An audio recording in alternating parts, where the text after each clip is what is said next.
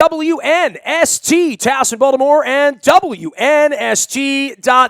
Monitoring all things Orioles all week long. And, of course, the Ravens back out on the practice field after their little slap and costly slap on the wrist last week. I'm bringing in a guy right now that's one of my favorite people. He's known for covering football, but I read all of his work. And over the weekend, I saw such incredible work on the life and times and the death of Muhammad Ali and the impact. And even though this guy is known around the world as a football guy, an Ali fan, a U2 fan, and a Springsteen fan as well, he is the amazing Peter King at SI_Peter King and the MMQB, and my longtime friend, talking all things Ali. Peter, I think you were as moved by this as I was to sit around all day Saturday and just read such incredible writing and tributes and stories around the most famous man in the world who left us.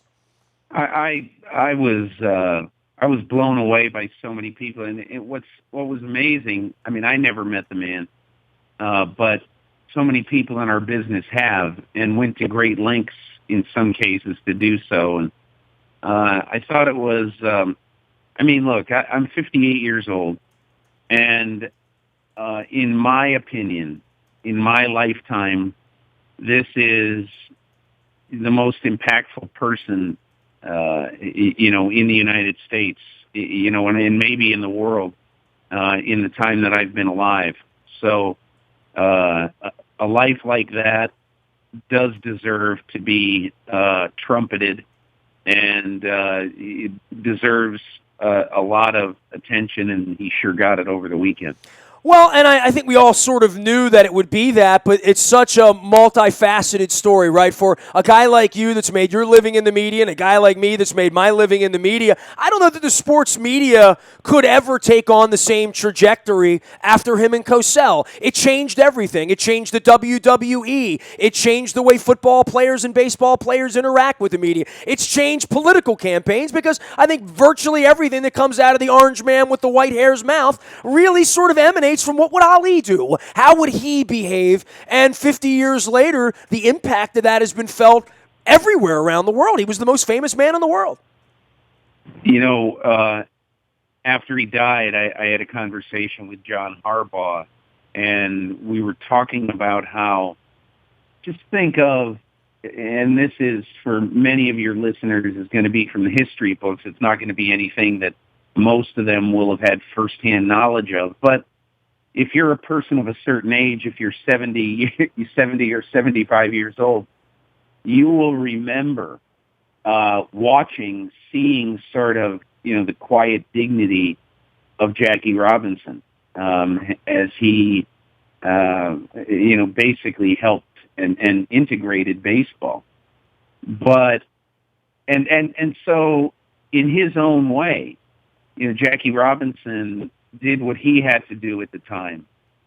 But when you look at the way Muhammad Ali exploded onto the American scene, he was exactly the opposite. He was not going to just shut up and play the game and do what everybody told him to do.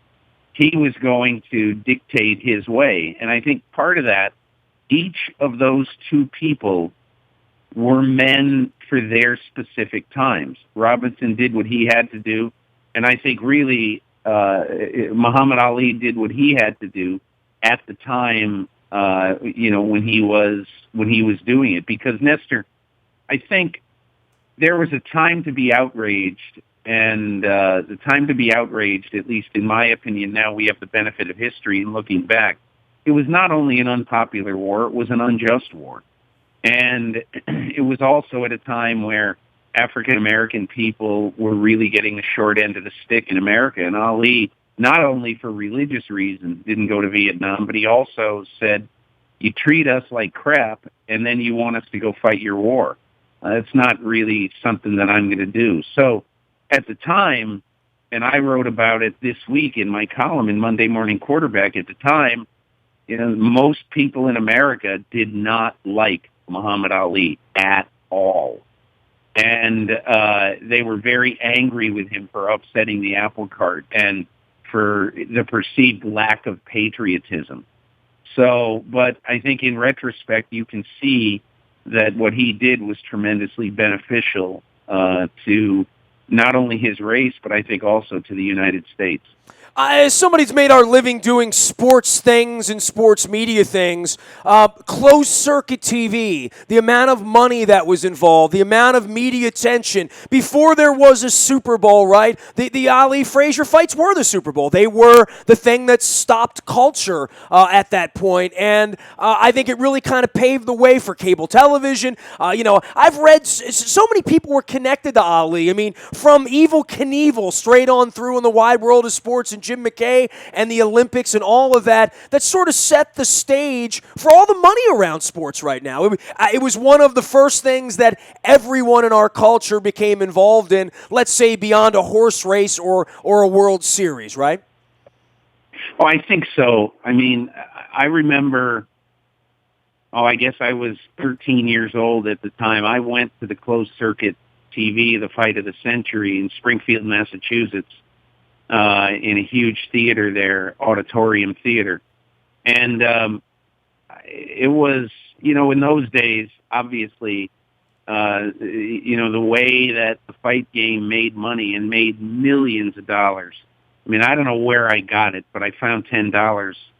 I remember specifically, I couldn't believe I was paying more than it would cost to go to a Red Sox game. Yeah, Red Sox game was 75 cents at the time if you sat in the bleachers, right? Yeah, I remember it being really expensive, and my dad, who hated Ali, who hated Cosa, my dad was from the Archie Bunker School, there was no way he was going to pay that kind of, it was 10 times the cost of going to a baseball game, for sure. Yeah, but I remember just what a tremendously important event it was, and how big an event. And Nestor, you're absolutely right. To compare a boxing match today to the Super Bowl is silly, but that boxing match was 5 times as important as any football game was in those days. Now, again, with respect to history now, you can look back and say, boy, that the Super Bowl III, Joe Namath's tremendous upset of the Colts was tremendously important and a huge event and all that. But I'm saying at the time, this was, the sports event of our lifetimes. And, again, life changes so much. It's been 45 years since that day, but it's hard now if you weren't alive in that time and weren't sort of aware of the way the world was. I mean, look, I remember I started getting a subscription to Sports Illustrated when I was 10 years old in 1967. And, and I just was thinking about this in the last few days since Ali died. But there was a very good chance that in a given year there would be more covers of Sports Illustrated devoted to boxing than to the NFL. I mean, sure. It sounds nutty, but America really was into boxing at that time in the 60s and early 70s. But anyway, everything changes. Well, you were the toughest man in the world, right? And part of being the toughest man in the world for Ali was he was the prettiest, he was the smartest, he was the loudest, he was the brashest. And Peter, you and I have spent our lives in locker rooms talking to athletes, and deep down, every one of us wants a little bit of Ali in everyone we talk to. We want them to say something compelling, something interesting, maybe something controversial, maybe something against the grain, something other than, the Bull Durham speech. Right? And I think deep down we've been around many. I mean, I'll just throw out the Chad Johnsons and the flamboyant Rod Tidwell type characters that are out there. All of them were back to Ali. And it was interesting you brought up Jackie Robinson. When I go back and see Jackie Robinson or Mickey Mantle or other athletes of that era, even Frank Gifford in the 1950s, and I know football was sort of second tier at that time, it was all about be humble, speak like you're speaking to your pastor or your minister or your rabbi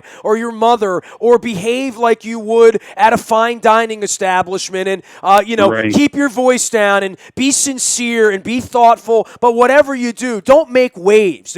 Don't say anything that is going to get you on the news. Well, the news is there, and now the news reaches for all of that, right? I mean, everything that happens on a Super Bowl media day, it really is born out of the circus of Muhammad Ali, right?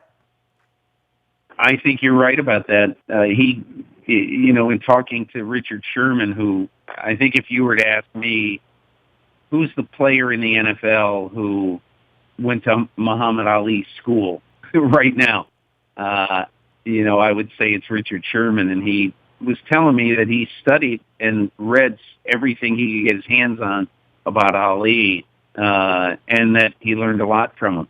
But I think in general, Nestor, the most important thing, to realize about, when you're talking about sports today, is that was Ali's biggest impact. I think he got especially African-American players to believe that they no longer had to be afraid to be bold and to open their mouths and to say exactly what they thought.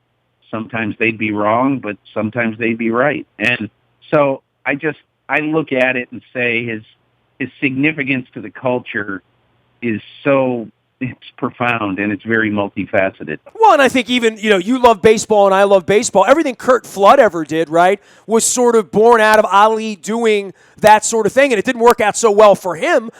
He wound up getting squashed. Ali, 50 years later, winds up dying this worldwide hero, right? And one more thing, Peter, from a writing standpoint, you've written books, I've written books, you love to write, I love to write, we both love to read. Seeing all of the links, and I know, you've shared a bunch of them, and I know various New York Times and different websites shared. I don't know that there's ever been an athlete that I really feel like I was right-clicking on PDFs and creating a file so that the next time I just want to sit around and read great writing, because most of that Ali stuff I've never read. Those long-form, not just the books that have been written about him and his life and his story, but the long-form journalism. He lent himself to someone Hunter S. Thompson wanted to trail around and write great things about. There are very few people that inspire that at this point to be written about in some sort of great way. Yeah, you're absolutely right. I think that because he was such a multifaceted person, willing to stick his neck on the line both politically, socially, and in his sport, he was so different from any athlete who ever had existed. And so I think everybody now, looking back on that time, says, wow, this is the dawn of a new era, not only in sports history, but in social history, where, our athletes are not just going quietly into the night. They're saying exactly what they think, and they're saying it boldly. Be honest, Peter. How many people like me in your world were in that room in Atlanta in 2000 when Jerry Eisenberg brought Muhammad Ali into the media center at the Super Bowl in Atlanta to sit amongst 300 or 400 sports writers and watch Mike Tyson go 2 rounds with some guy named Julius?